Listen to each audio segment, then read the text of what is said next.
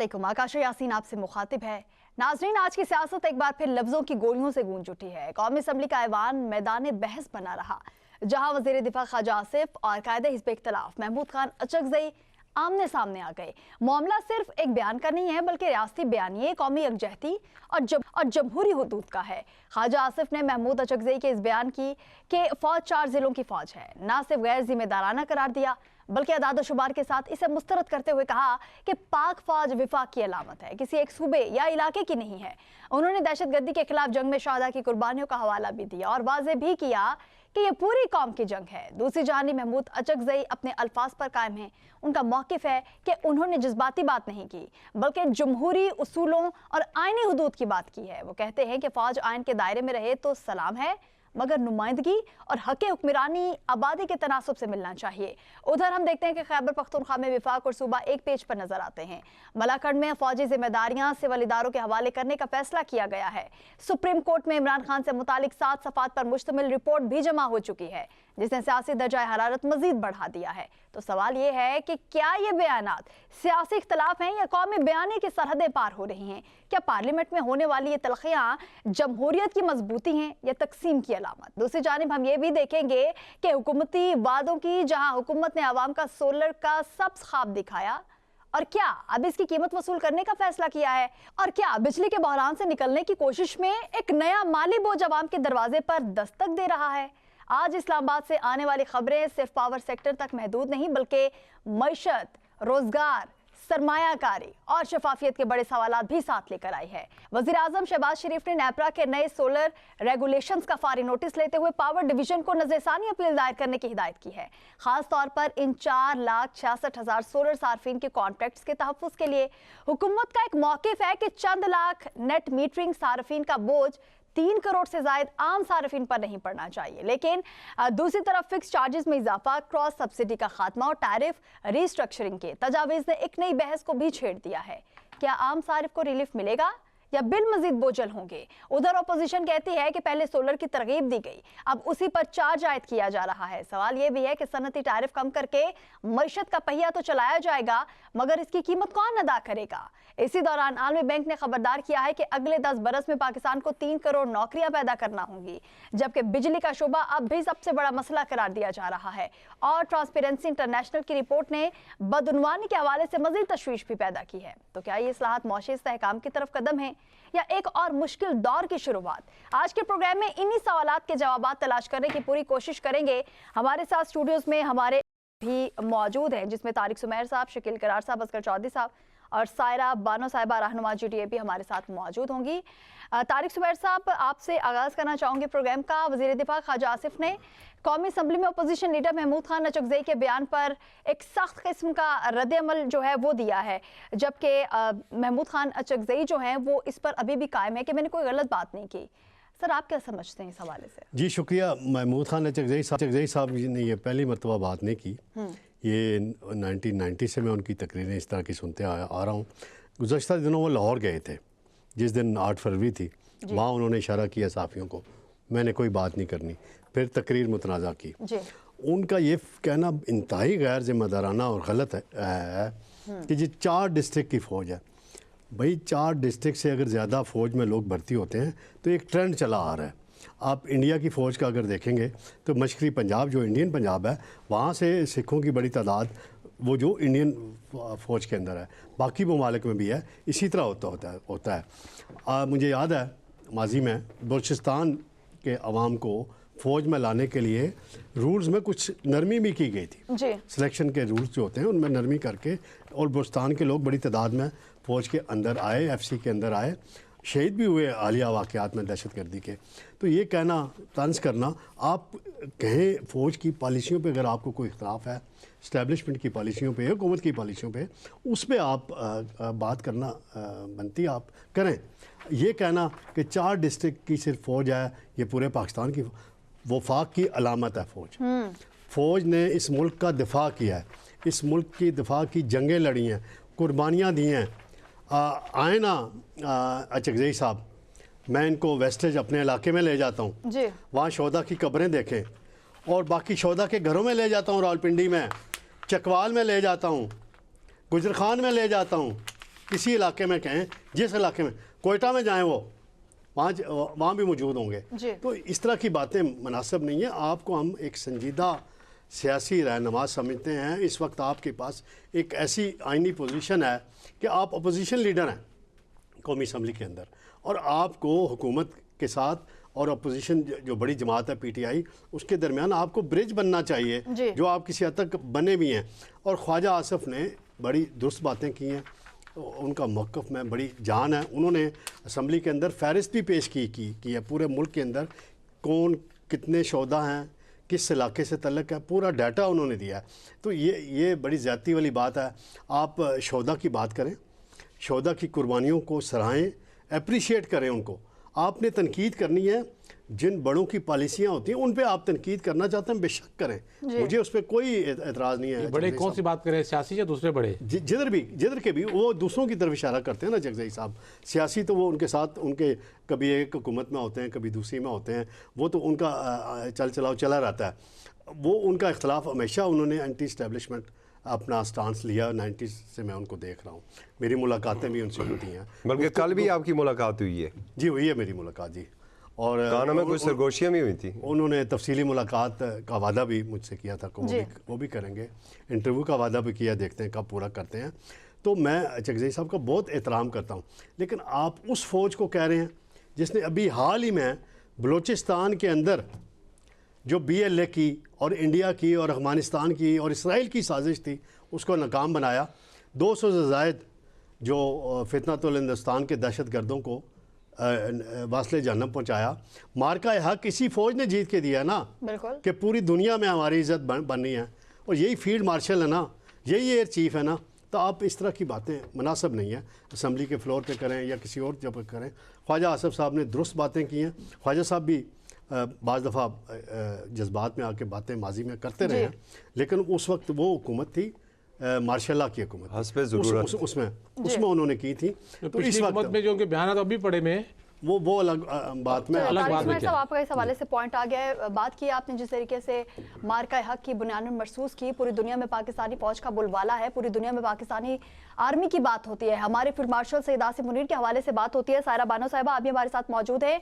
क्या आप समझती हैं कि महमूद खान अचकज़ई का जो एक ये बयान सामने आया है जिसपे ख्वाजा आसिफ भी बहुत ही ज्यादा जज्बाती हो गए हैं, ये क्या ज्यादती नहीं हुई उनकी जानिब से पाक फौज को लेकर?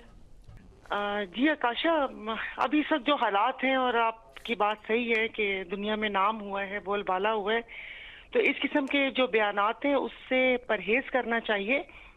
और लेकिन जो आपने ख्वाजा आसिफ का नाम लिए, तो जो ख्वाजा आसिफ इस पे भड़क उठे, तो मुझे उनके भड़कने की समझ नहीं आई। कि एक वक्त था जब यहाँ पर भी जब MQM का दौर था यहाँ सिंध में, तो उसके बाद वो बातें ऐसे करते थे कि उनकी बातों पे हंसी आती थी। यहाँ तक लोग कहते थे कि नाउज़ुबिल्लाह कि अगर ये हदीस मुबारका भी सुनाएंगे तो हम किताब से चेक करेंगे कि आया सही सुनाई है या कुछ इन्होंने रद्दो बदल की है। तो ख्वाजा आसिफ ने जो बयान, क्या उस वक्त शोहदा का दिल नहीं दुखा था कि जो उस 65 और 71 की जंगों में जो जवानों ने, वो कहते हैं जामे शहादत नोश किया, जिन घरों में जवान लाशें गए, तो जो बयान उस वक्त इनकी जुबान से निकला, जिन्होंने इल्जाम लगाया जंगे हारने का, इनके लीडरान ने बोटियां नोचने का, और खुदा जाने क्या क्या बोला है, कोई दूर की बात नहीं है। ये अभी अभी 2022 गुजरा वाला जलसा याद होगा, और उससे पहले जिस तरीके से उंगली लहरा लहरा कर आपके हाजिर चीफ ऑफ आर्मी स्टाफ को, क्यों पहले वाले क्या मतलब क्या उनके खिलाफ बोल सकते थे, वो हाजिर सर्विस थे। तो जो इन्होंने बयान दिए ना, जब ये इस किस्म की बयानबाजी करते हैं ना, तो जिन्होंने मजम्मत भी करनी होती ना अचकज़ई साहब की, तो वो मजम्मत कहीं पीछे रह जाती है। और वो कहते हैं ना कि 4 अल्फाज निकलते हैं कि जिन लोगों ने असेंबली के फ्लोर पे, जिनको आपने वजीर दिफा बना दिया, जिनको उठाकर ऊपर कुर्सी के ऊपर चढ़ा दिया अयाज सादिक साहब को, उन्होंने तो हमारे चीफ की टांगें कांपने और माथे पे पसीने का जिक्र किया। फिर इनके ये बंदे जो मैं आपको सच बता रही हूँ, आप PTI की बात करती हैं, ये तो बहुत बात की बात है। उससे पहले जिस किस्म की ये लोग जुबान इस्तेमाल करते रहे हमारी पाक फौज के खिलाफ, मतलब क्या हम अपना एक बटन दबा के उसको डिलीट कर लें, या ये गूगल से वो सारी चीजें डिलीट कर दें? आज वो उस तरफ है तो वो उनको ये अभी असेंबली में भी हुई थी, जिस वक्त मैं थी, जब मेरी पहली स्पीच थी, तो इनको मैंने यही कहा था कि अब अगर आगे कभी जिंदगी में आपकी तरफ से इस किस्म का बयान आया तो फिर हम आपको बताएंगे। आप जिस वक्त इक्तिदार में नहीं होते उस वक्त आप पत्नी खुदा जाने खलाई मखलूक और क्या क्या आप करते हो, और अभी तो ये बयान कोई दूसरा शख्स देता तो वो उस बयान का बड़ी धूम मचती और वो होता, डंका बजता। लेकिन जैसे इन्होंने ये बयान दिया, आप सोशल मीडिया उठा के देख लें, लोगों ने इन्हीं को बुरा भला बोला है कि भाई क्या अपने बयान भूल गए हो। बाकी अचकजई साहब को ये नहीं करना चाहिए। इस वक्त मुल्क का टेम्परेचर वैसे ही वो कहते हैं कि मौशी, उस पर भी हमारा झगड़ा चल रहा है और क्या कहते हैं सियासी भी झगड़ा चल रहा है और बैरूनी दबाव और तमाम चीजें हैं। इसमें जरूरी नहीं है कि इंसान हर वक्त बोलता ही रहे या हर वक्त कुछ बोलता रहे। बाज वो चीजें होती हैं इंसान बाद के आपस की बातें रख लेनी चाहिए, उनको नहीं कहना चाहिए था। लेकिन जिन साहब ने ये बीड़ा उठाया है, हमें उनकी बातें सुनकर हंसी आई है और उनकी बातों के ऊपर लोगों ने उनको कुछ फूल ही बरसाए हैं, बाकी किसी उस पर नहीं है। कोई दूसरा बोल लेता, इनको नहीं बोलना चाहिए था। तो ये बैठ के इन्होंने जंगे हारने का इल्जाम लगाया है और तमाम चीजें, मतलब वो सारी किस तरीके से फौज के बारे में इन लोगों ने मगलजात बकी हैं, उसके बाद ये बोलते हैं तो हंसी आती है। बाकी नहीं कहना चाहिए था उनको, नहीं कहना चाहिए था। चले, आपका मैम पॉइंट आ चुका है। शकील करार साहब, इस पॉइंट से थोड़ा हटके मैं आपसे बात करना चाहूँगी, आपका पॉइंट इस पे लेना चाहूँगी कि हम देख रहे हैं कि पहले एक ऑडियो जो है वो लीक होती है जुनैद अकबर साहब की, उसके बाद वो कहते हैं कि मुझे तो पार्टी से इमरान खान भी नहीं निकाल सकता। पहले वो कहते हैं कि मैं खुद ही, भाई अगर आपने बात नहीं करने देनी तो ठीक है, मैं साइड लाइन हो जाता हूँ। लेकिन जुनैद अकबर फिर कह रहे हैं कि पार्टी मेरी है, मुझे इमरान खान भी नहीं निकाल सकता। और पीटीआई का कल्चर ऐसा है कि हर कोई खुद को लीडर समझता है। क्या आप समझते हैं कि पार्लिमानी कमेटी में के बोलने के मौके पर ना मिलने की एक नाराजगी जो है उसको शो किया जा रहा है? शुक्रिया आकाशा, लेकिन पहले मेरा आपसे सवाल है कि आपने जो पहला पॉइंट था जिसपे तारिक उस्माइल साहब ने 10 मिनट की तकरीर झाड़ दी, ख्वाजा आसिफ साहब को फरिश्ता बना के पेश कर दिया, उस पर बात करने से क्यों रोक रही हैं कि ख्वाजा आसिफ जो है किस मुंह से आज फ़ौज की तारीफ़ें कर रहे हैं कि कल तक वो इतने बड़े बड़े बयान इतने दावे करते रहे हैं। वो रिकॉर्डिंग मौजूद है। मरीम नवाज़ के जो नारेबाजी है जलसे गाह में और उनकी जो नारेबाजी लगवा रही हैं वो रिकॉर्डिंग मौजूद है। तो ये कौन सा वतीरा बन चुका है हमारे पाकिस्तान में कि जब आप इक़्तिदार में ना हो तो आप फ़ौज को बुरा भला कहते हैं, जब आप इक़्तिदार में हो तो उनको सजदे करते हैं, उनको पूछते हैं आप। तो ये आज उनकी तारीफ़ कर रहे हैं ख्वाजा आसिफ की। जब मैं पूछ रहा हूँ कि ख्वाजा आसिफ का बयान मौजूद है, छोटे छोटे पुरानी बात है। ये कौन सा तरीका है सियासत का या सहाफ़त का कि आप तारीफ़ पुल बांधते हैं, कोई आपके पास दलाली नहीं है, आप लोगों को बेवकूफ़ बनाए जा रहे हैं। नहीं जी, वो तो फरिश्ता है, ख्वाजा आसिफ फरिश्ता है। और भाई किसी को आपको अलाउ करते हैं कि वो किसी के खिलाफ बात करें? अगर आप में किसी सियासतदान में इतनी हिम्मत है तो जो इक़्तिदार में बैठे हुए आप बात करें ना किसी के खिलाफ। आप होते हैं पोजीशन में, फिर आप बात करते हैं कि जी वो आर्मी चीफ ठीक नहीं था, वो ठीक नहीं था, वो ठीक नहीं था। जाने वाले तो सारे खराब होते हैं, जाने वाला तो चीफ जस्टिस भी खराब था और जाने वाला आर्मी चीफ भी खराब था, जो बैठा है वो फरिश्ता है। ये चीज़ें ख़त्म होनी चाहिए। मैं कहता हूँ इसको बिल्कुल ख़त्म होना चाहिए कि आर्मी के खिलाफ किसी को अपोजिशन में हो या कहीं पर बैठा हो उसको बात नहीं करनी चाहिए। इस पर बाकायदा इस पे कानून साजी होनी चाहिए। हम फौज को बुरा भला क्यों कहते हैं? हमने ठेका लिया। आप चुप करें, मुझे बोलने देना। इस पे आपने अपने मौक़िफ़ सामने रख दिया। जो क्वेश्चन आपसे पूछा आपने जो क्वेश्चन किया जुनैद अकबर वाला, तो बात यह है कि पीटीआई इस वक्त एक बिखरी हुई पार्टी है, उसको इकट्ठा करने वाला इमरान खान नहीं है। उसको ये बात हकीकत है कि हर बंदा खुद ये मानते हैं, पीटीआई की क़यादत मानती है कि हर बंदा लीडर बनता है। जिनको पीटीआई से निकाल दिया गया वो भी लीडर बनने में, फयाजुल हसन चौहान, ये अपने चौधरी साहब जो है वो भी पार्टी के खिलाफ पीटीआई के खिलाफ बोल रहे होते हैं। शेर अफगर मरवत है, वो भी बोल रहे होते हैं। तो इन दोनों अपनी दुकानदारी चलानी है ना। देखा उन्होंने अपनी खबरों में रहना है, तो खबरों में रहने के लिए कुछ ना कुछ तो बोलना पड़ेगा उन्हें। नहीं बोलेंगे तो कौन सा टीवी चैनल को बुलाएगा, कौन सा साफी उनसे आज लाइव करेगा, कौन सा उनसे पूछ सवाल करेगा? तो ये तो उन पॉलिटिक्स में रहने का एक बहाना होता है कि आप तनकीद करें, आप सख्त बातें करें तो आपकी वाह वाह वाह होगी। वैसे ही हमारे ट्विटर पे आप देखें जो वहाँ पर तूफान मचा होता है, किसी को माँ बहनी गालियाँ दे रहे होते हैं लोग उसमें खुश होते हैं। पीटीआई के कोई इल्ज़ाम लगता है ना कि ये गालियाँ निकालते हैं, बुरा भला कहते हैं, तो आप नून लीग की हिस्ट्री देख लें, उसके भी रिकॉर्ड निकाल लें कि क्या क्या उन्होंने कहा हुआ है, क्या इन्हीं लीडरों ने कहा हुआ है। कोई लीडर भाग नहीं गया कि अल्लाह के पास नहीं चले गए, मौजूद है, जिंदा है, उनकी तमाम तरह रिकॉर्डिंग मौजूद है, कौन कौन से लफ्ज़ इस्तेमाल किए वो भी मौजूद है। आप वही बात है कि खुद को फरिश्ता, दूसरे को आप चोर डाकू कहते हैं, शैतान कहते हैं। पहले आप खुद तो ठीक कर लें अपने आप को। तो ये सियासत में इल्ज़ाम तराशियाँ होती हैं, लेकिन बड़े पहले देखे ना आप, जैसे तारक सुमैर साहब जो बात करते हैं कि जी 30 साल से मैं जानता हूँ उनको, जानते भी हैं, मुलाकातें भी हैं, और फिर भी कह रहे हैं देख रहे हैं गलत किया। चलें आपका पॉइंट आगे शकील करार साहब आना चाहूँगे। असगर चौधरी साहब आपकी जानिब इस हवाले से आपसे जानना चाहूँगी कि कल एक बहुत ही इंपॉर्टेंट मुलाकात जो है वो हमारे सामने आई है। सलमान सफ्तर की मुलाकात जो है बानी पीटीआई से करवा दी गई है। उसके बाद उनकी जानिब से ये कहना कि बानी की सेहत जो है बिल्कुल ठीक है, और उसके मतलब अगर देखा जाए दूसरी जानिब तो कल एक और मुलाकात भी हमारे सामने आई है, बुशरा बीबी की भाभी और उनकी बेटी की मुलाकात सामने आई है, और उसके बाद उन्होंने बाहर आके ये कहा कि बानी पीटीआई की सेहत जो है वो बिल्कुल भी ठीक नहीं है। तजाद पाया जा रहा है यहाँ पर। फिर सलमान सफ्तर का बाहर आना और मीडिया से गुफ्तगू ना करना, कोई बात ना करना और कहना कि मेरी मजबूरी है, इसलिए मैं अलीमा खान भी और सलमान अकरम राजा भी जो है वो मुझसे कुछ भी मतलब इस हवाले से बानी की सेहत के हवाले से कोई बात नहीं कर रहे हैं। आप क्या समझते हैं कि इससे पहले भी हमने देखा कि प्राइम मिनिस्टर से जब वज़ीर आला सोहेल आफरीदी की मुलाकात होती है तो उसके बाद भी वो बाहर आके कहते हैं कि भाई कोई ऐसी बात नहीं हुई है, मतलब जो कोई ऐसी पेशरफ्त सामने आती है जो पीटीआई के लिए सही होती है, उसके बाद बाहर निकल के इस तरह के बयानात सामने आना, किस नज़र से देख रहे हैं आप इसको?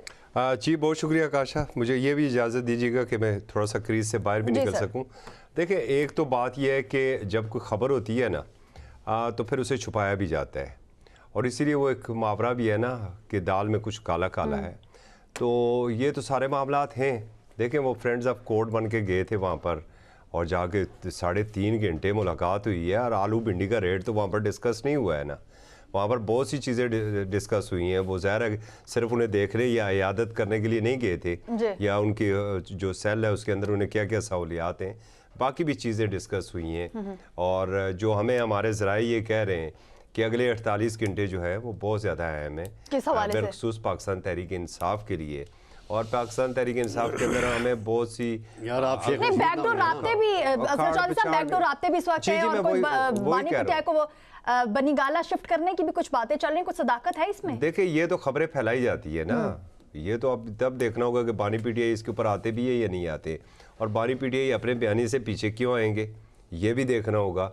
लाजमी बात है कि जो ये 3.5 घंटे की मुलाकात है, इसके अंदर ये भी डिस्कस हुआ होगा कि क्या गुल खिलाएँ जो बाहर बैठे हुए हैं इन्होंने 8 फरवरी को जो बहुत बड़ा दावे किए गए थे, जो बानी ने खुद अदायत तो नरमी तो देखने में आ रही है इन्होंने ना? क्या किया था? नरमी कहाँ से? नरमी तो पीटीआई ने दिखाई है। तो पीटीआई ये जो बाहर बैठे हुए हैं, नहीं इस तरह नहीं है। ये महमूद खान अचकज़ई साहब की मेहरबानी है। महमूद खान अचकज़ई साहब बिलाखिर उस जगह के ऊपर इन्हें लेकर आ गए, और कल वो कह देंगे मैं तो पीटीआई से नहीं हूँ भाई, मैं तो इमरान खान साहब का शुक्रिया कि उन्होंने मुझे अपोजिशन लीडर बना दिया, मैं तो ख्वाहिशमंद भी नहीं था मुझे अपोजिशन लीडर बनाए। देखिए, बातचीत इस वक्त जो कल की बड़ी अहम मीटिंग हुई है वो थी पेशावर की मीटिंग। ये मेन इंडिकेटर है कि वहाँ पर जो मेन स्टेक होल्डर है वो वहाँ पर जाके बैठे हुए थे। यहाँ पर आप सुप्रीम कोर्ट ने भी जनाब भेज दिए अपने दोस्त बना के सलमान सफ्तर को अडयाला में, 3.5 घंटे वो भी वहाँ पर बैठे रहे। तो इसका मतलब है कि जो 8 फरवरी था वो तो फिर फिक्स मैच था ना, पाकिस्तान तहरीक इंसाफ और हुकूमत के दरमियान वो फिक्स मैच था। तो फिर कारकुनों को लॉलीपॉप क्यों दे रहे हैं, कारकुनों को क्यों उकसा रहे हैं? अगर इन्होंने मुँह को मका करके रखा हुआ, अभी आपने बात की जुनैद अकबर खान की, देखें उसके सियाग और सबाग से हट के उसकी उस बात को लिया जा रहा है। उसे कहा ये मेरी पार्टी है, मेरी पार्टी है मतलब ये इमरान खान की पार्टी है, वो ऑनरशिप ले रहा है कि ये पार्टी मेरी है और इसके लिए मैं खड़ा हूँ, इसके लिए मैं लड़ूंगा, और ये इस पार्टी से मुझे कोई भी नहीं निकाल सकता। उसने ये लफ्ज़ तो नहीं कहा कि इस पार्टी से मुझे इमरान खान भी नहीं निकाल सकता। बदकिस्मती ये है कि जो बानी पीटीआई के साथ खड़ा है उसकी करैक्टर असैसिनेशन की जाती है, उसे साइड लाइन किया जाता है।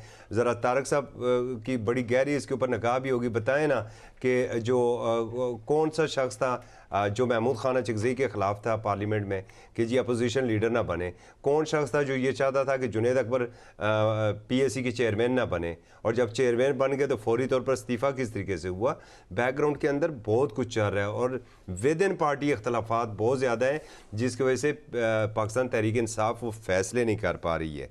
मैं एक चीज़ इसके अंदर आपका ज़रूर ये लिंक करूँगा जो आपने पहले बात की है पार्लियामान के अंदर। देखें, एक फैशन बन चुका है कि अदारों के ऊपर तनकीद करना, जिसको थोड़ी सी मकबूलियत चाहिए ना, बस उसका एक काम है जी कि अफवाज पाकिस्तान के खिलाफ एक ट्वीट कर दें, और फिर दुश्मन बैठे हुए हैं वो उसको वायरल खुद कर देंगे अपने हुब में, और ये शख्स लीडर बन जाएगा। जी, पार्लियामेंट का ये हाल है कि आज कौमी असम्बली का 2 दफ़ा कोरम टूटा है। 2 दफ़ा कोरम टूटा है। दूसरी एक बात से मैं ख्वाजा आसिफ की कोर्ट ज़रूर करूँगा और मैं ख्वाजा आसिफ की यहाँ पर तायद भी ज़रूर करूँगा।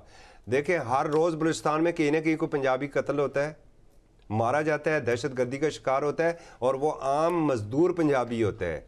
क्या उस पंजाबी के लिए किसी ने कोई आवाज़ उठाई है?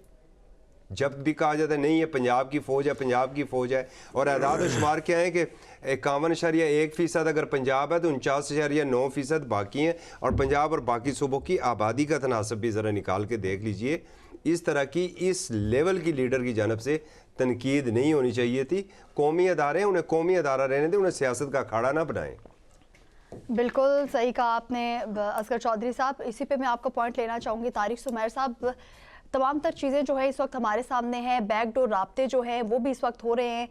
अगर ये कहा जाए कि दोनों जानिब से नरमी दिखाई गई है तो ये कहना गलत नहीं होगा, क्योंकि 8 फरवरी की जो हड़ताल थी, एक बहुत बड़ी हड़ताल की कॉल दी गई थी और बातें तो ये हो रही थी कि मुल्क को हिला के रख दिया जाएगा, लेकिन ये तमाम तर चीज़ें हमारे सामने नहीं आई हैं।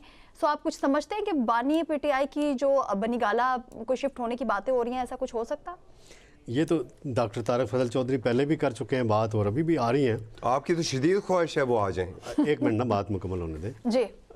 तो ये जो राब्ते हुए हैं ना, बैकडोर राब्ते यकीनन हुए हैं, जिनके नतीजे में चीफ जस्टिस साहब ने अलाउ किया कि जी आप जाएं, और वहाँ पूरा VIP प्रोटोकॉल दिया गया। नहीं, ऐसा नहीं है कि उन्होंने देखा बातें कुछ हो रहे हैं, बात तो क्लियर करें ना। वही मैं कर रहा हूँ ना, इसकी पर्दादारी आप ये देखें कि सलमान सफदर का जो केस कल था उसमें इनको ताल्लुक ही नहीं था, वो लतीफ़ खोसा साहब उसमें वकील थे, मुलाकात की दरखास्त उनकी पड़ी हुई है। बेशक तो मैं आपको बता रहा हूँ ना,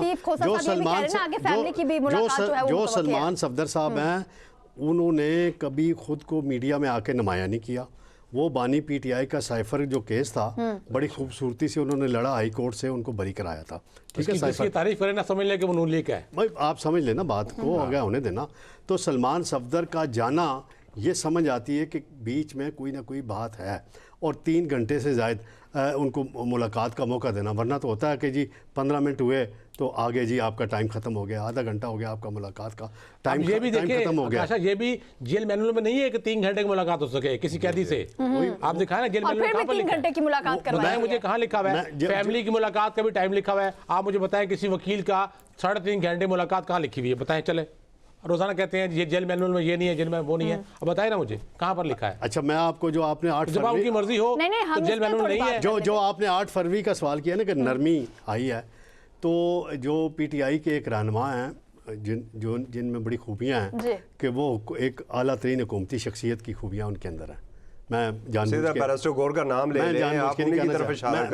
के नहीं कहा, मैंने उनसे पूछा एक दफ़ा, मैंने कहा जी आप बताएं, कहते कैमरा बंद करें। मैंने कहा मेरा तो कैमरा ऑन ही नहीं है, मोबाइल बंद है, ये ले आप पकड़ लें। हम साइड पे हो गए, कुछ और यूट्यूबर्स थे वो आ गए, उनको पीछे हमने किया कि जाएं हम बात करनी है। मैंने कहा जी आपका बड़ा जलसा कहाँ हो रहा है, आपकी बड़ी रैली कहाँ? कहते नहीं कोई ऐसा नहीं है, हमारा कोई ऐसा शेड्यूल नहीं है रैली। तो उस बात से मैं भांप गया था कि कोई ना कोई अंदरूनी खाना चीज़ें चल रही हैं, जिसके नतीजे में 8 फरवरी के बाद मुलाकातें भी शुरू होंगी और बेहतरी की तरफ मामलात जाएंगे। और आप देखें जो चीफ मिनिस्टर KP के हैं वो पहाड़ों से उतर आए हैं। उन्होंने मुझ पर चंद दिन पहले तंज किया था ना, मैंने उनसे यही सवाल किया था कि आप दहशतगर्दी पे एक क्लैरिटी क्यों नहीं लाते, और लाए हैं तो बड़ी अच्छी बात है। तो उन्होंने आगे कहा जी मैं पहाड़ों से उतर, वो आप पहाड़ों से उतरे हैं, कोर कमांडर के साथ बैठे हैं, हमारे वज़ीर दाखिला मोहसिन नकवी के साथ बैठे हैं, बाकी जो हुकूमती शख्सियात थी उनके साथ बैठे हैं, कौमी सलामती के मशीर हैं उनके साथ बैठे हैं। और एक कल जो स्टेटमेंट वहाँ से इशू हुआ है, रिटर्न स्टेटमेंट, फिर जो सूबाई वज़रा ने आके ब्रीफिंग दी कि 1 पेज पे हैं। तो यही बात हम 2 साल से कर रहे थे कि दहशतगर्दी चलिए सर आपका पॉइंट आ चुका है, तारिक सुमैर साहब आपका पॉइंट आ चुका है। नाज़रीन, एक तरफ बात होती है रिलीफ देने की, फिर बातें होती हैं कि अवाम के बारे में सोचा जा रहा है। अगर 1 रुपया भी पेट्रोल की कीमत बढ़ती है तो वज़ीर आज़म जो है उनकी रातों की नींदें उड़ जाती हैं। लेकिन अब हम देख रहे हैं कि एक बदमाशी की इंतहा हो चुकी है कि सोलर पैनल सार्फिन के बाद हुकूमत की आम सार्फिन को भी एक जोरदार झटका देने की तैयारी जो है वो मुकम्मल हो गई है। इस पे बात करेंगे, यहाँ पर वक्त तो एक शॉर्ट ब्रेक का, हमारे साथ रहिए।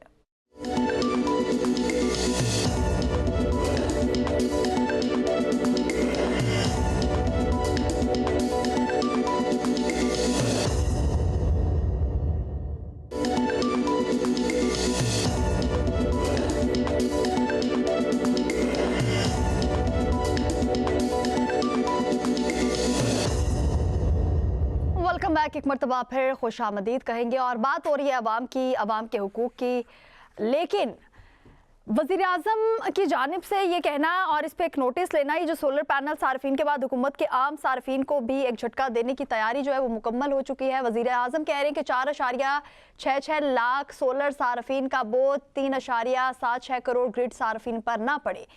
क्या नेट मीटरिंग खत्म होने से ग्रिड सार्फिन पर सब्सिडी का बोझ जो है वो कम होगा? हमारे साथ डॉक्टर फयाज अहमद चौधरी साहब मौजूद हैं, chairman board of national grid company हैं। बहुत शुक्रिया सर वक्त देने के लिए। सर क्या समझते हैं, सबसे पहले तो मैं इस सवाल का जवाब आपसे जानना चाहूंगी कि नेट मीटरिंग के निज़ाम से आप क्या समझते हैं कि जो सोलर सार्फिन है वो कैसे मुतासिर होंगे, ये हम जानना चाह रहे हैं। जी, thank you for having me. सोलर सार्फिन को इंसाफ मिलेगा, बस ये है असर उसका। पहले जो सोलर सार्फिन भी और जो बगैर सोलर के वो नाइंसाफी हो रही थी काफी देर से। इसको हम लोग बहुत देर से एडवोकेट कर रहे थे, पूरी इसको एडवोकेसी चला रहे थे कि ये हमारे जो पुराने रेगुलेशंस हैं 2015 में बने वो इक्विटेबल नहीं है, वो इंसाफ की बुनियाद वो 1-2 साल में तब्दील हो जाने चाहिए थे जी। वो शुरू में तो सोलर को एनकरेज करने के लिए कि लोग अल्टरनेटिव टेक्नोलॉजी पे जाएं, वो एक इंसेंटिव था। लेकिन वक्त के साथ साथ सोलर की जैसे प्राइसेस भी कम हुई और दूसरी बात यह है कि जो पुराने रेगुलेशन थे उसमें एनर्जी के साथ साथ कैपेसिटी पेमेंट भी साथ दी जा रही थी। अपना सोलर जिन्होंने इंस्टॉल किया अपने रूफटॉप पे, हालांकि जो सोलर टेक्नोलॉजी है ये आपको कैपेसिटी नहीं देता, जबकि कैपेसिटी की जो जरूरत होती है वो ग्रिड से पूरी करता है और जो सोलर का सारिफ है वो ग्रिड को वो कैपेसिटी नहीं देता। पहला नुकसान वो फिर जो सोलर जिन्होंने नहीं लगाया उनको देने पड़ती है, वो बोझ उन पे चले जाता है। जब आप एक बंदा नहीं देगा तो ओवरऑल सेक्टर ने पैसे तो वो रिकवर करने हैं क्योंकि उसकी obligation somebody else has to pay। दूसरी बात, जो सोलर सारफ ने सुबह के यूनिट जो पैदा किया उसकी जो भी प्रोडक्शन कास्ट थी उसको नेट नहीं किया जा सकता शाम के या रात के या किसी और वक्त जो यूनिट प्रोड्यूस हुआ, क्योंकि दोनों की कीमतों में बेहिसाब फर्क है। सुबह जो आपने सोलर में प्रोड्यूस किया वो 6-7 रुपए उसकी अलग से कि अगर पर यूनिट कास्ट है, लेकिन रात को गर्मियों में जब वो ग्रिड पे वापस आया उस वक्त जिसके साथ वो नेट कर रहा है यूनिट, वो यूनिट उस वक्त 50 रुपए का है, तो दोनों आपस में नेट नहीं हो सकते। तो time of use very very important. तो ये बुनियादी फर्क था जो कि नई रेगुलेशंस ने उस फर्क को खत्म किया है और ये कहा है कि जो कीमत जो सोलर प्रोडक्शन की है और वो एवरेज प्रोडक्शन का जो ग्रिड की उसके साथ तो नेट हो सकती है, लेकिन ये नेट बिलिंग होगी, नेट मीटरिंग नहीं होगी और ये इंसाफ यही है। तो असल में लोग ऊपर मतलब शायद थोड़ी ज्यादा एक्सप्लेनेशन चाहिए थी अपना रेगुलेटर को या और दूसरे अदारों को कि लोगों को ये बात समझाएं कि ये पहली बात गलत थी और अब उसको सही किया गया है। अपार्ट फ्रॉम अभी तो जो जब एक खास हद से बढ़ जाता है, अगर अब इसको तो, सर सही किया गया है तो प्राइम मिनिस्टर की जानिब से इस पर नोटिस क्यों लिया गया है? अवाम देख रहे हैं कि पहले अवाम को बहुत ही ज्यादा फोर्स किया गया था कि वो सोलर पैनल लगवाएं और अब जब उन्होंने लगवा लिए तो अब दोबारा से एक ये नई हिकमत अमली जो है वो सामने आ रही है। नहीं देखिए, जब हमने वो तो 2015 में एनकरेज किया कि सोलर लगाओ, उस वक्त आपको पता है कि सिक्योरिटी थी, मुल्क में जनरेशन नहीं थी। यही तो मैं बात कर रहा हूँ कि नेपरा को वो रेगुलेशन 17 में 18 में जब नई जनरेशन आ गई थी तब्दील कर देने चाहिए थे। मैं यही तो बात बता रहा हूं कि वो बहुत उसको डिले कर दिया गया इस रेगुलेशन को लाने में, ठीक। और अब क्योंकि जिन्होंने सोलर में थोड़ा इन्वेस्ट किया हुआ है या जो पार्टी जिन्होंने सोलर के पैनल्स मंगवाए हुए हैं, बिजनेसमैन, वो असल में वो प्रेशर टैक्टिक्स हैं। जी तो मैं ये समझता हूँ हुकूमत को किसी प्रेशर में नहीं आना चाहिए। अब क्योंकि लोग शिकायतों पे, अब जब प्राइम मिनिस्टर उसको बड़े उनकी कमेटी या जो भी उसको ध्यान से देखेगी, मिनिस्टर जो मिनिस्टर ऑफ एनर्जी जब वो उनको प्रेजेंट करेंगे केस, तो उनको भी बात समझ आ जाएगी। तो नोटिस तो उन्होंने इसलिए लिया कि लोगों ने शिकायतें कर दी और शिकायतें बेजा है, गलत है। सर, आपका पॉइंट आ चुका है। बहुत शुक्रिया डॉक्टर फयाज अहमद चौधरी साहब, chairman board of national grid company, हमारे साथ मौजूद थे।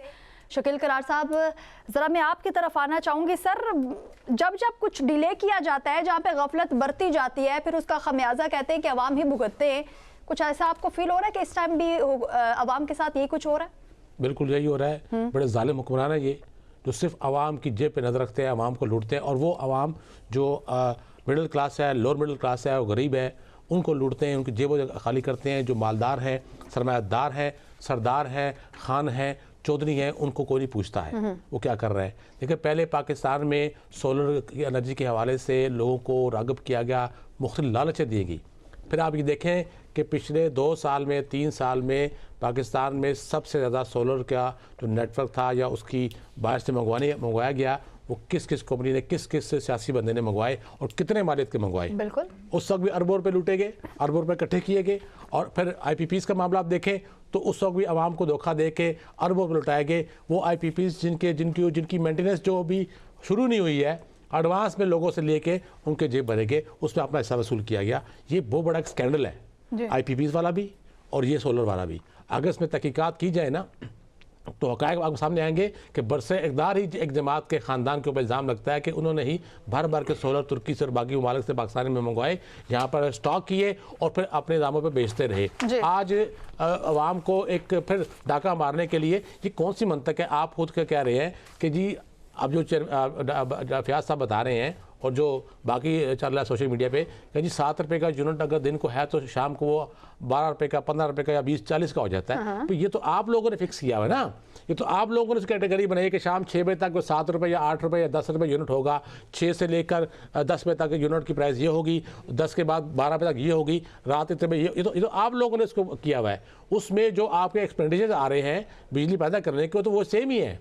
रातों को एक्स्ट्रा तेल लगाना पड़ता है इनको बिजली पैदा करने के लिए, या कोई एक्स्ट्रा चीज़ लगानी पड़ती है जिसमें बिजली के यूनिट की कास्ट बढ़ जाती है। ये कौन सा आप बेवकूफ़ बना रहे लोगों को? जो देखे ना, बात ये हुई थी कि वो आपसे ग्रिड से बिजली लेंगे तो आपको एक मखसूस चार्जेस देंगे।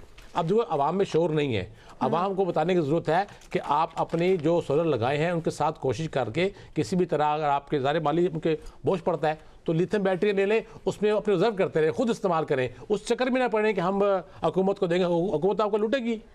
सही कह रहे हैं, बिल्कुल सही कहा सारा जी। हुकूमत ने पहले सोलर के सब्ज बाग दिखाए हैं और अब इस पर चार्ज भी करेगी। मतलब अवाम जाए तो जाए कहाँ? हम आप भी हमेशा हमारे प्रोग्राम में यही बात करते हैं कि हमारे पास जो टॉपिक्स है उसमें अवाम की बात नहीं होती है, हालांकि हमें अवाम की बात करनी चाहिए। आज कर रहे हैं हम अवाम की बात, अवाम पे एक नया बोझ डालने की तैयारी जो है वो उरूज पर है। क्या कहेंगे इस हवाले से? इसने अवाम पे, वो तो किसी अक्लमंद ने कहा था कि भाई जब से बानी कैद में है अच्छी खबरें आ रही हैं। मुझे तो अच्छी खबरें यही मिली कि गैस के फिक्स चार्जेस बढ़ गए, मीटर के कि जो सनतकार को यूनिट दिए वो यूनिट का बोझ भी मैं भरूंगी। यहाँ पर बेसिकली ये कि ये जो जिन बंदों को लगाया है ना, इनकॉम्पिटेंट है। ये कहते कुछ है करते कुछ है। इनके हाथ में इस मतलब अब मैं क्या कहूँ उनको कि बंदर के हाथ में माचिस दे दी है, वो जगह जगह आग लगाते फिर रहे हैं।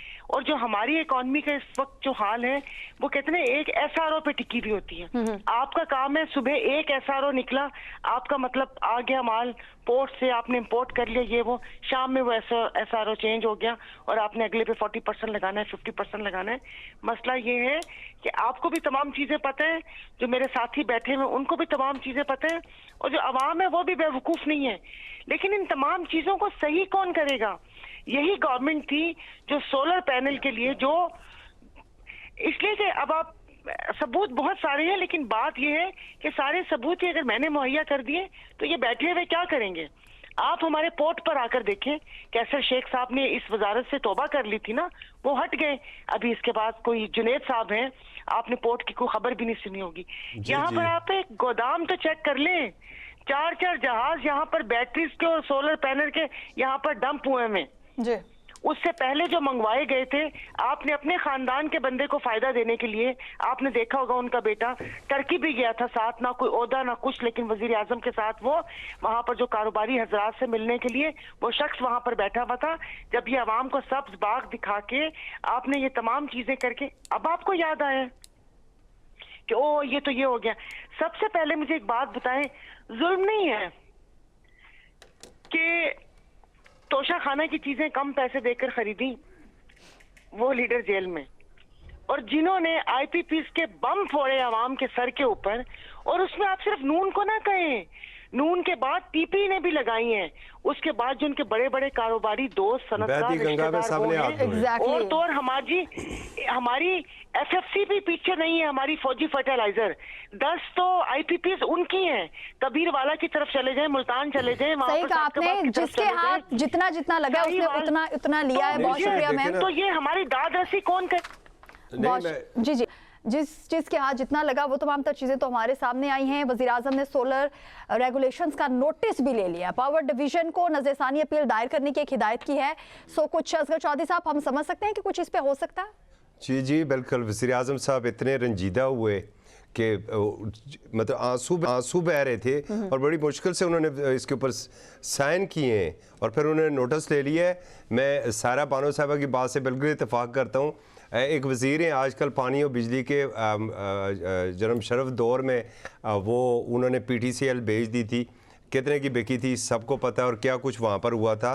आज 7000 मेगावाट बिजली ये आपकी सोलर से पैदा हो रही है। आप कहते हैं कि ये जनाब जो है बिजली है ना, हमें 11 रुपये में दे दो और शाम को हमसे 40 रुपये में बिजली वापस लो, और ऊपर 18 रुपये GST भी दो। जनाब वज़ीर आज़म साहब, आपकी हुकूमत के दौर में CNG आई थी, अरबों रुपए किसकी जेब में गए थे उस वक्त CNG की। आज ये हालत ये हो चुकी है पिछले 4-5 सालों से कि लोगों ने गाड़ियों से CNG की किट्स ही सारी निकलवा दी हैं, और उसकी कीमतें आसमान तक पहुंच चुकी हैं। आपने तरगीब दी थी, बातें बहुत है असगर चौधरी साहब, वक्त बहुत कम है। बहुत शुक्रिया असगर चौधरी साहब, बहुत शुक्रिया आपका पॉइंट। तारिक सुमैर साहब, शकील करार साहब, असगर चौधरी साहब और सायरा बानो साहब, आप सभी हमारे साथ मौजूद थे। नाज़रीन, इसी के साथ ही अपनी मेज़बान आकाशा यासीन को दीजिए इजाज़त। खुदा हाफिज़।